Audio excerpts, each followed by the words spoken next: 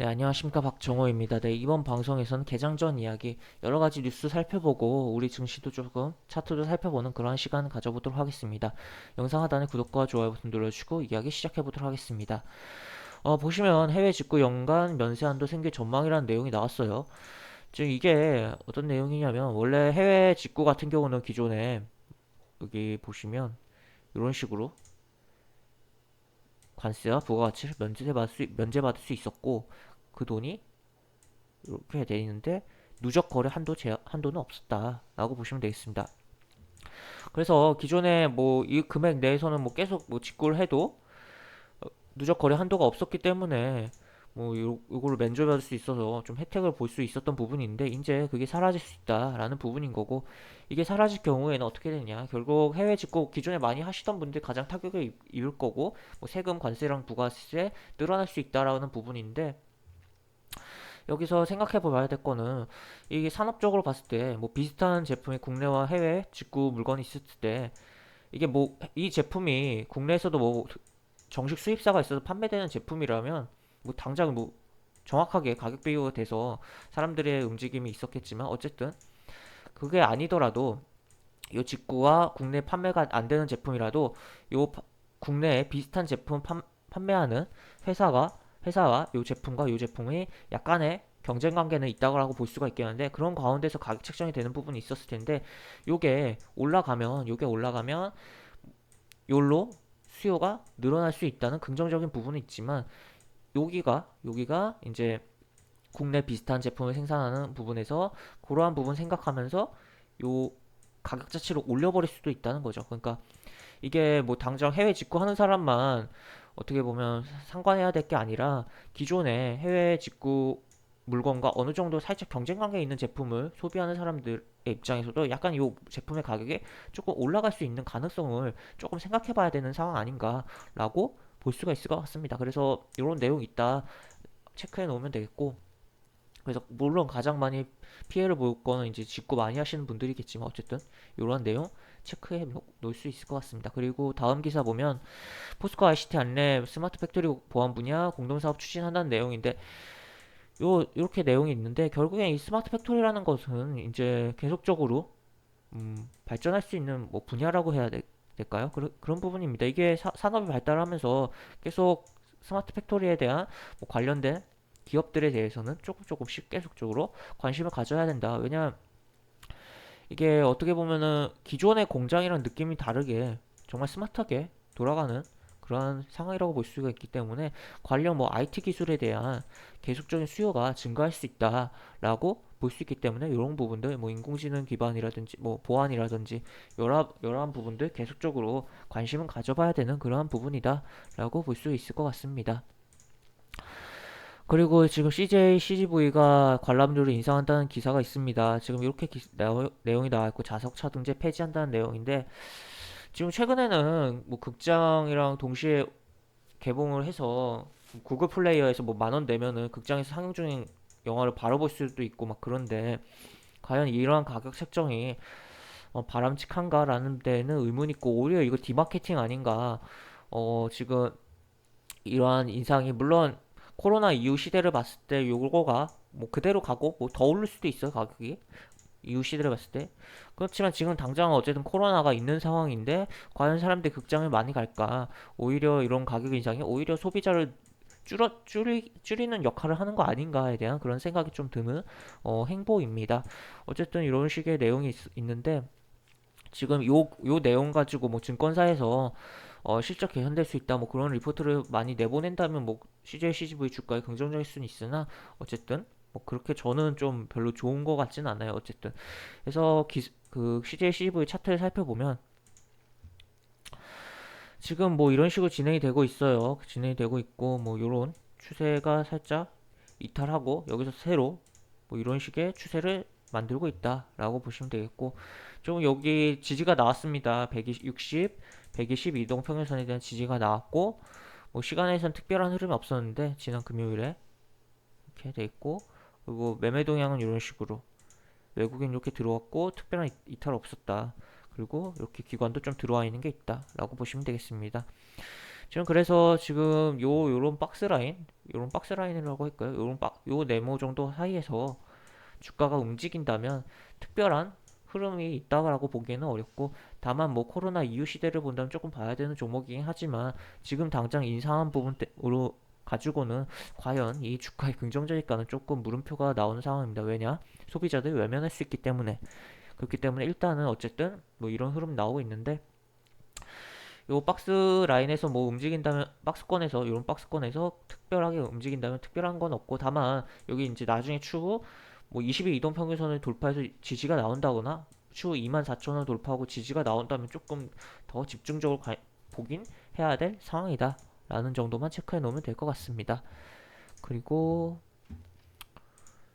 또 요거 옵티머스 펀드, 요거 굉장히 골치 아픈 거고, 가장 알려진 건 HLB가 투자했다 손실났다는 거.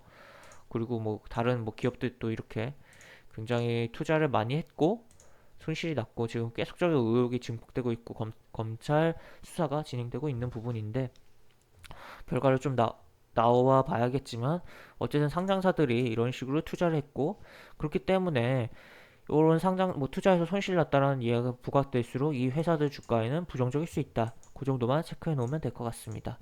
그리고 뭐 이런 부적절한 일이 있었다 강원랜드 내용 이렇게 보면 되겠고, 그리고 지금 빅히트가 안 좋은 방향으로 빅히트를 했습니다. 증시에 상장이 되고 계속적으로 하락이 나오면서 일시적으로 따상 찍었다가 계속적으로 하락이 나오면서 지금 이러한 개인 투자자들이 손해가 막심한 상황인데, 고의무 뭐 해서 추가 뭐 한 달 내 추가 물량 시장에 쏟아질 수도 있다는 부분.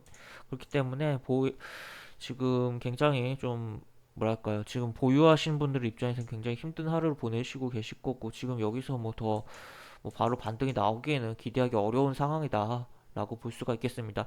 지금 여러 가지 인터넷 포털에서도 여러 가지 요 빅히트 관련해서 진짜인지 가짜인지는 모르겠지만 이야기들이 나오고 있는데, 어, 지금 어쨌든 주가가 굉장히 많이 빠졌기 때문에 뭐 진짜일 가능성이 높다. 뭐 대학 뭐 자녀의 대학 등록금과 뭐 결혼 준비 자금을 여기 넣었다라든지 뭐 여러 가지 집 그 뭐였죠? 전세 뭐 관련된 돈 넣었다든지 뭐 집 중도금 넣었다든지 해서 뭐 많이 손실이다 뭐 그런 포털의 내용들이 있는데, 뭐 100%뭐 진짜로 믿을 수는 없지만 어쨌든 이 주가가 굉장히 많이 하락했기 때문에 그런 내용들이 사실 가능성이 매우 높은 상황이다. 지금 요 종목 같은 경우는 굉장히 뭐 빅히트 차트 살짝 보면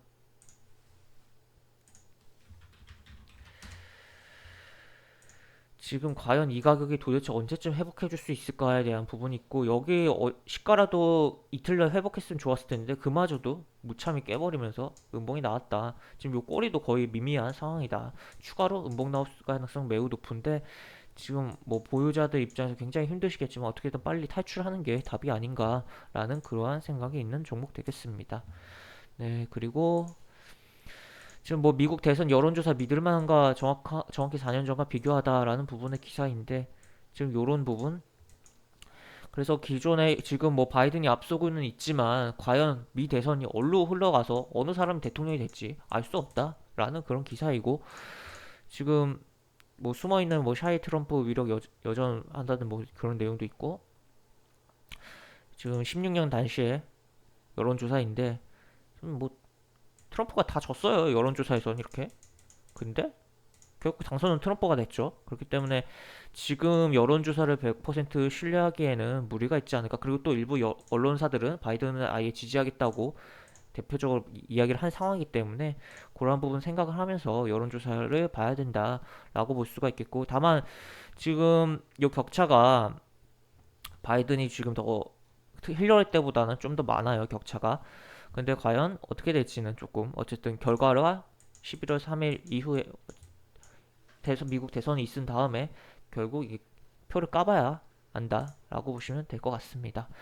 그래서 뭐 지금 관련해서 뭐 여러 가지 뭐 주가 흐름들이 국내에서도 나오고 있는데, 해당 종목들 뭐 거래할 때는 조심하면서 보는 게 좋다라고. 그리고 재료 소멸이라는 부분도 있기 때문에 시간이 얼마 안 남았기 때문에 11월 3일이라는, 그렇기 때문에 조심하자라는 의견을 드리도록 하겠고, 지금 또 긍정적인 하나 기사가 떴어요. 지금 미 대선 개표원 한컵 마스크 쓴다라는 부분이고 이렇게 내용이 나와 있다라고 보시면 될 것 같습니다.